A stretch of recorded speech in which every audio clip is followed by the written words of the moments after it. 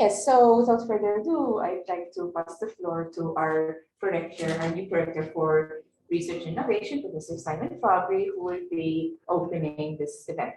Thank you. I will share notes. Thank you. Thank you so much for being present here at this Grants Week.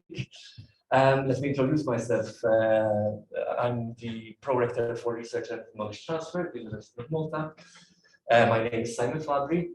My academic research background is in engineering. And I have been appointed to this role as Pro-Rector fairly recently, my 6th month. So I'm still on the learning curve, if you like. Okay. But like I said, welcome and thank you so much for your participation for this Grants Week. This is actually the 2nd edition. First one was held last year.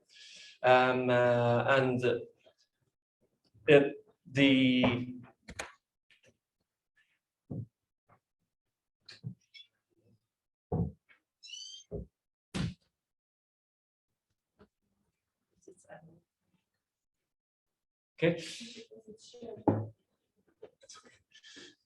So yeah, first of all, I would like to thank whoever contributed to set up this Grants Week. Mainly, of course, the Research Support Services Directorate at our university. So thank you, Angie, thank you, Noeline, for all the work that you did for this. But there are also other contributors.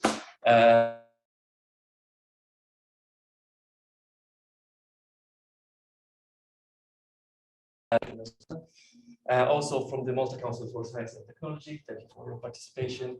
And from the European Cost Actions also, we've got several guest speakers from there. So thank you so much.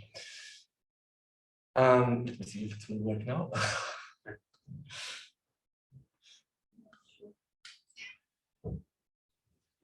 Not quite, so I just make a signal. Okay, what are the objectives of Grants Week? So this is an opportunity for informing our research community at the university of funding opportunities that are available.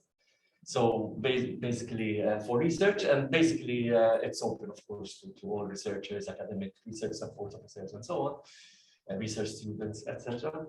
And it's particularly focused towards those who are perhaps fairly new in the game of research and want to learn more about, how to write successful research proposals, how to network with other colleagues, both locally and internationally, in order to form alliances and consortia for research projects and so on. So it's a good platform for networking and collaboration. And we shall also be having some examples of success stories within our university when it comes to research collaboration.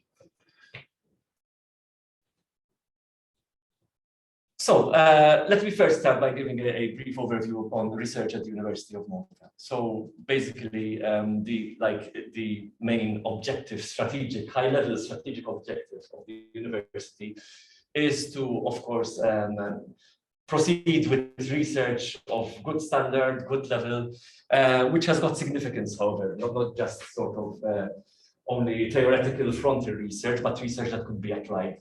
Which needs to have significance to both locally, regionally, the Mediterranean, Europe, and so on, and also hopefully globally. So that's like the high-level objective of research at our university. In terms of kind of mission statement, of course, we aim, like probably any other institution, to engage in high-class, world-class research.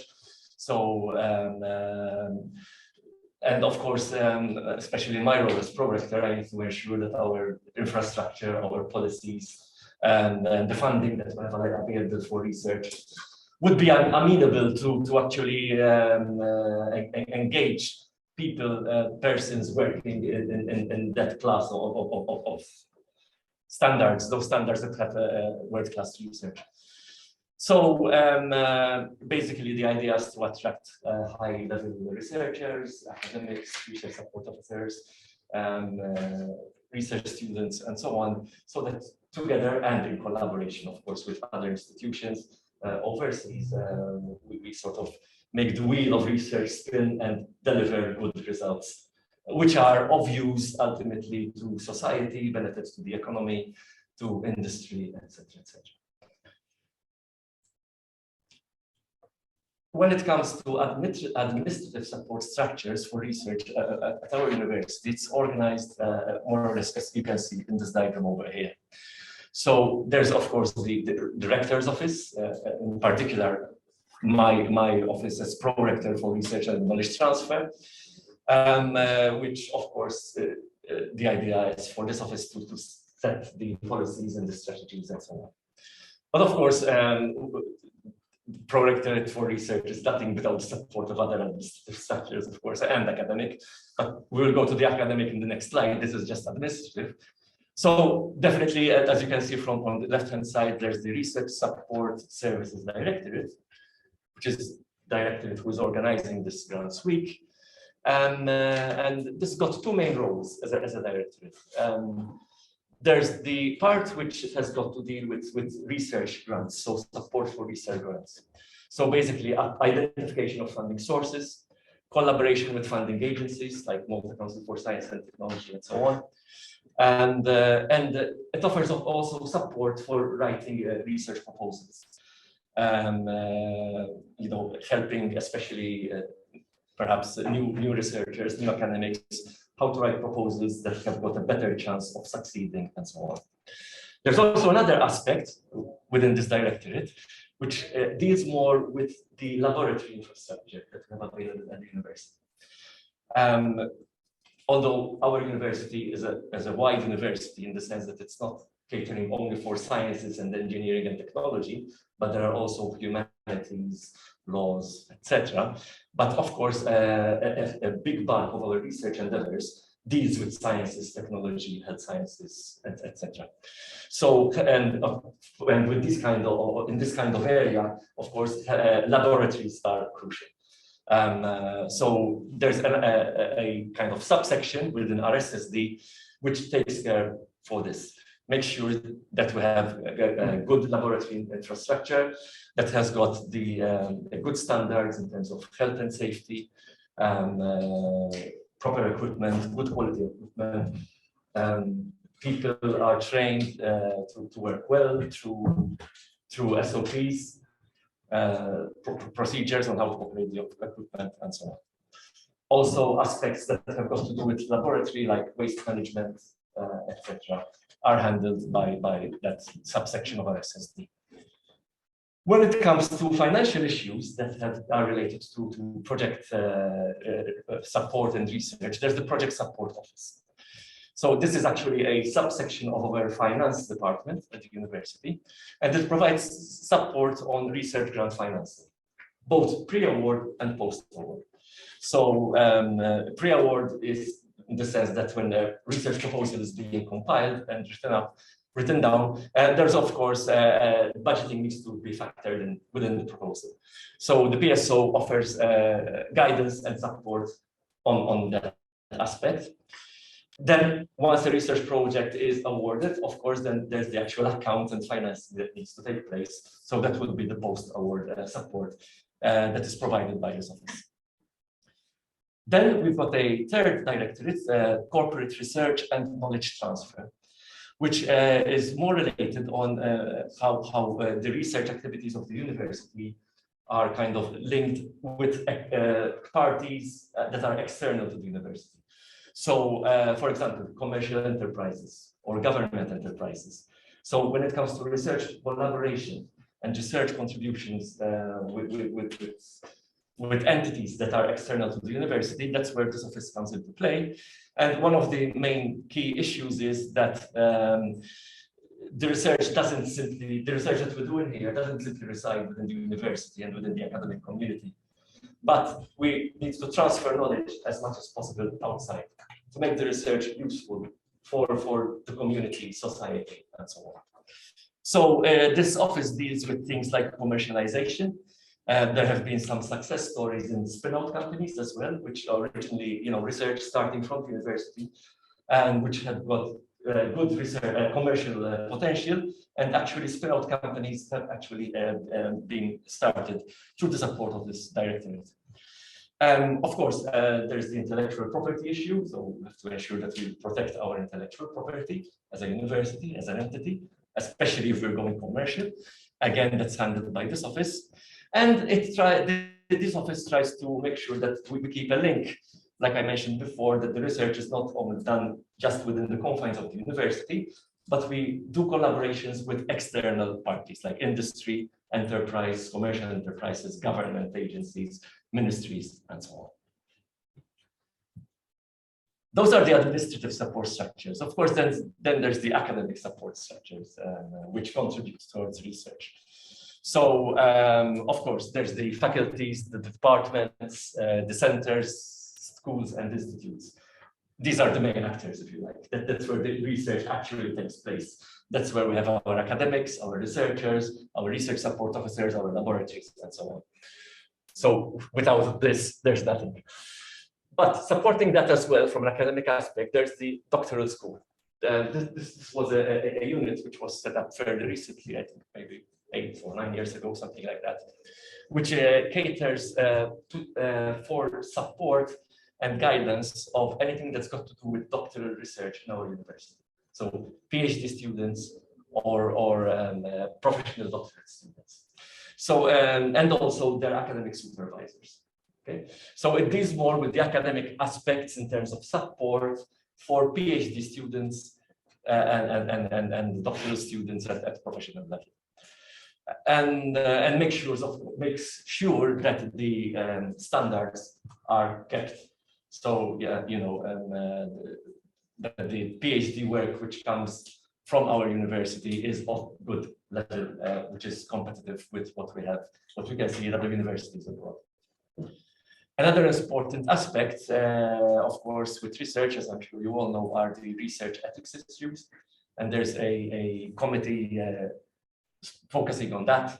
It's called the UREC, University Research Ethics Committee, to ensure that our research activities adhere to the good standards of research integrity, research ethics, and data protection when we conduct our research. So there's a system of various checks and balances to make sure that all these issues are upheld up to good levels.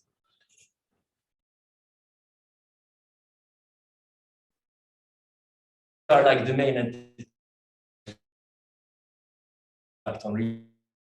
There are several other units at the university which also have an impact on research, and without them, again, things would not be as streamlined and as efficient as they are. So definitely, there's the Office for Human Resources Management, which plays a huge role on the recruitment of research support officers, our research assistants, basically. Typically, when you get project funding, you get funds for research students, research support, and so on. And of course, the Human Resources Department takes care to ensure that the process for enrolling these candidates is done in a proper way. We are also part of the Human Resources Strategy for Research, the HRS4R. Malta has actually, last summer, was awarded the HRS4R sign. And this means that it's a strategy to ensure that researchers in our universities adhere to, or rather the university adheres to a kind of particular conduct and infrastructural support, which is provided to the researchers. So it's not just a matter of having got the HRS4R badge, but then you have to live up to it, kind of. So there's a whole strategy, a whole agenda that needs to be in place to make sure that the standards are kept. There's also an ERDF ESF unit, which manages EU Cohesion Fund projects. So these are the huge infrastructural projects through EU funding, structural funds from the European Union. And we've got 2 quite large projects ongoing at the moment, which I will expand upon in later slides. There's the Finance Office, of course, the Project Support Office, which I mentioned previously. It falls under the Finance Office. and also procurement. Again, I'm sure you all know, when it comes to performing research, very often you need to procure equipment and resources and so on.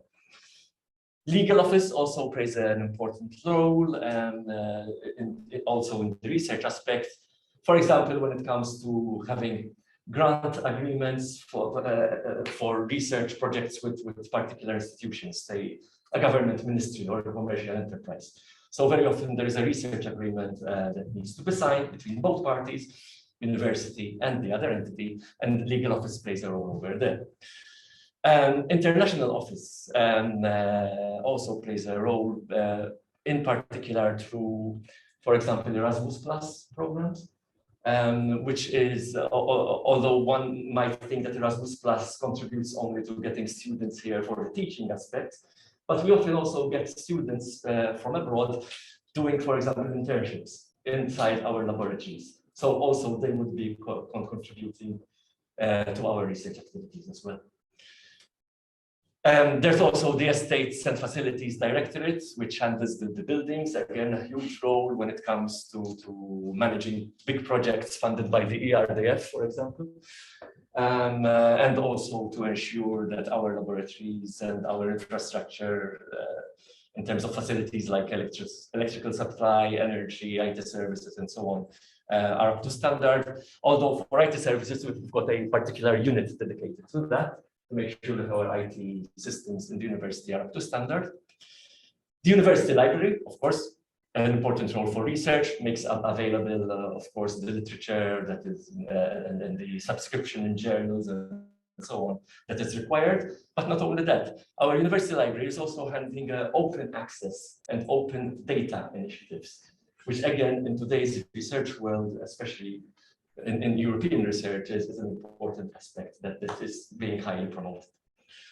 And finally, there's the Research, Innovation and Development Trust, which is basically a unit which tries to get support, financial support, from local commercial enterprises for the performance of research.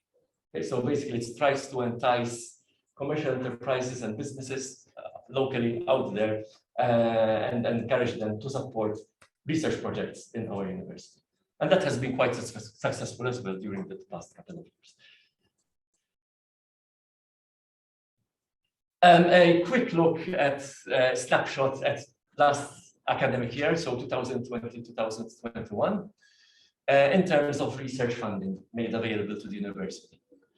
So when it comes to internal budgeted funds, so basically funds which are transferred to the university from the government for research, that is the situation at the moment. So there's like more or less €500,000 funds, €500,000, sorry, which we use on a program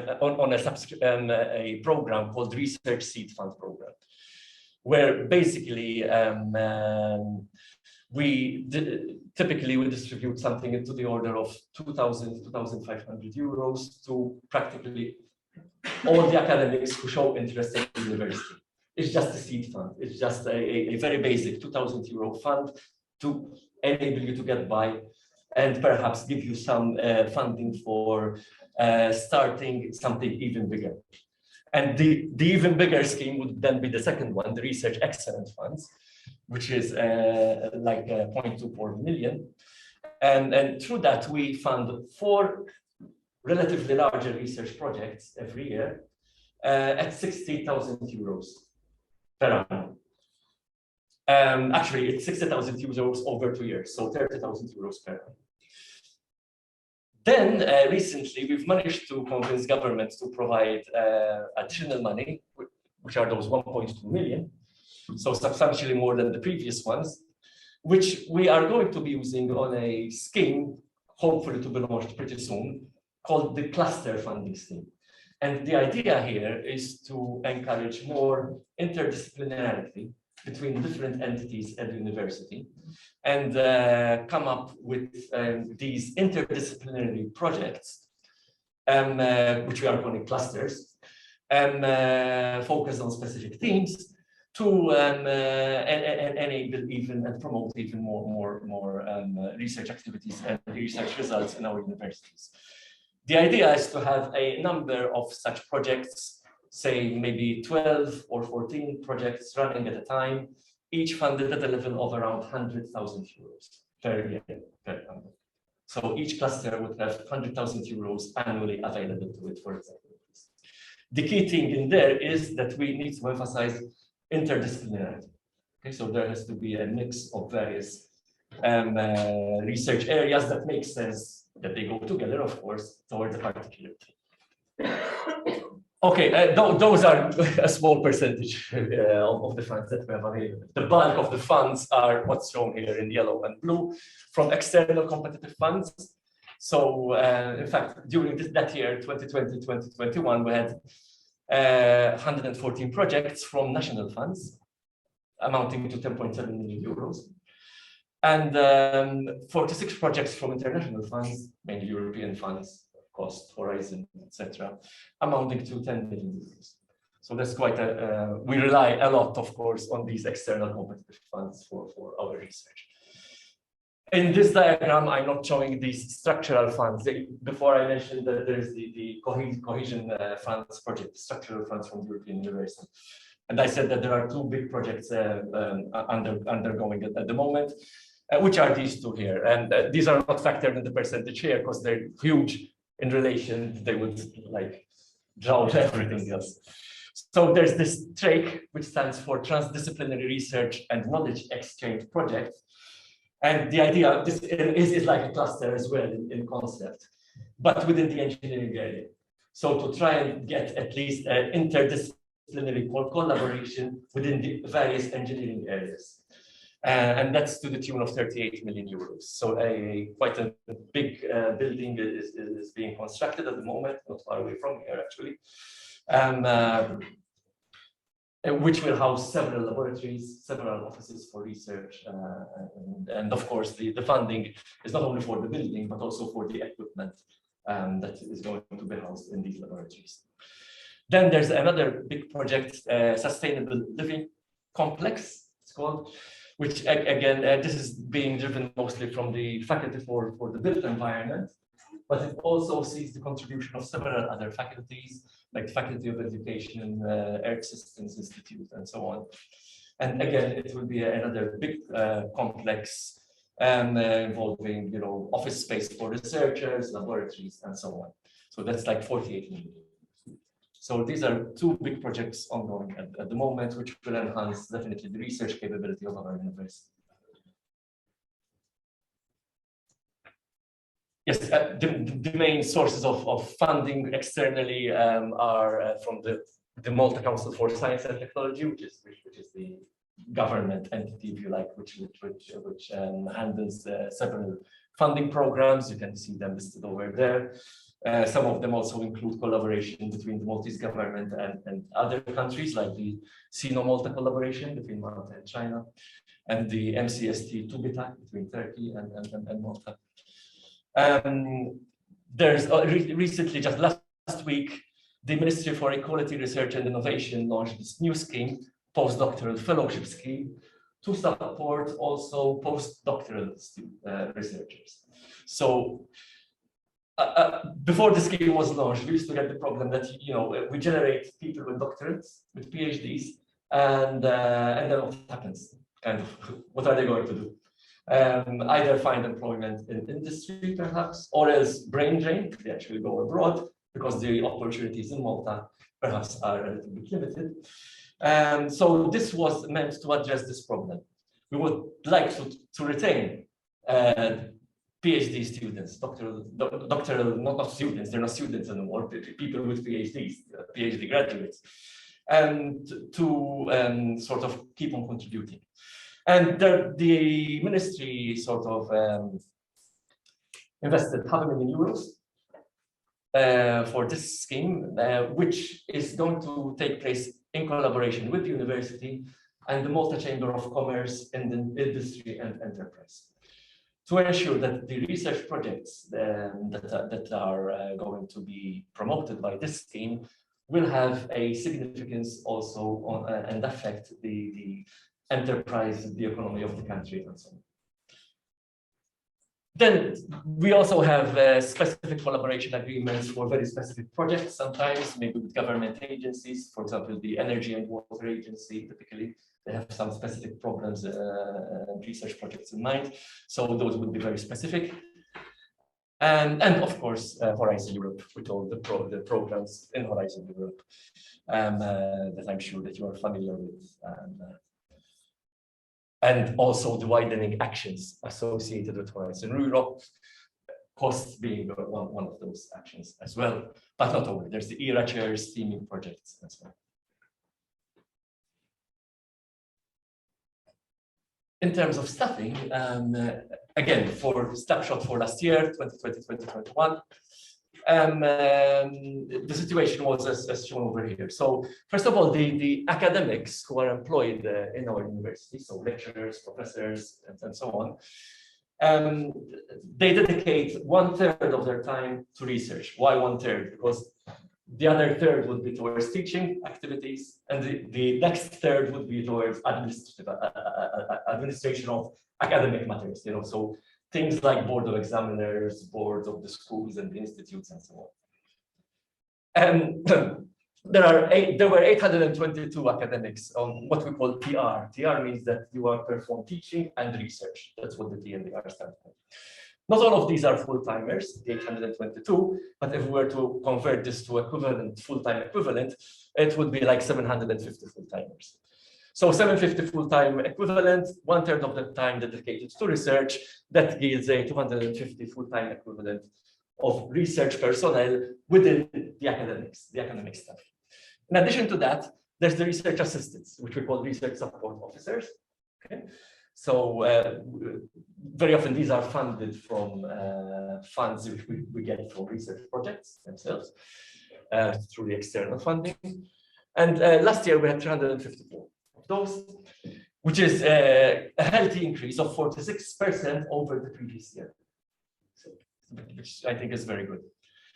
Then there are doctoral candidates. So basically students who are studying towards their PhDs or professional doctorates.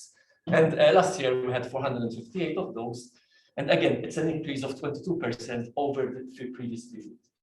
So I think these are healthy signs for research at the University of Malta. I mean, the addition of 22% and 46% shows that we have an upward trend, which I would like to see keeping going up and getting even steeper.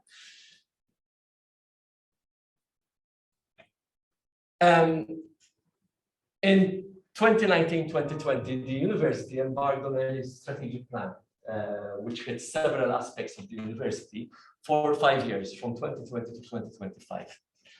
And several themes were considered, not just research, which you can see over there. So strategy for learning and teaching, research is one of those as well, research and knowledge transfer, and several others. So social impact, enterprise and industry. There are 8 themes in total: national impact, international outlook, sustainability, services, and administrative support. So basically associated with each theme, then there are specific issues that need to address in terms of strategy, in terms of vision of where the university wants to go. If we focus on the research and knowledge transfer theme, and break it down into more detail, these are like the 8 subtopics within this strategy that we want to work upon. So we need to do more work on promoting world-class research. We need to do more work to conduct research that supports the ranking of our university, also to make it more competitive and more attractive, especially to international students. We want to secure sustainable funding for research and development from various sources, government, commercial enterprises out there, etc. And we want to expand the corporate research and knowledge transfer aspects, like I mentioned before, like knowledge transfer from the university outside to create spin-out companies and so on. The research clusters concept, which I explained a while ago. So just like I said, will hopefully be launched pretty soon. Continue enhancing and working on a human resources strategy for our researchers. And of course, continue with our tasks of research ethics and research integrity and so on. That is a key issue in the strategy. And improve perhaps our outreach and our research communication. We do a lot of research, but perhaps we're not so good at showing out there what research we do. We need to work a little bit more over there. So it's like PR. So we need to do more PR to show what we do and attract more attention. So I think I've said more than enough. I hope I haven't bored you, but I wanted to give you like a brief outlook of what the research infrastructure and research philosophy is at our university. Thank you so much.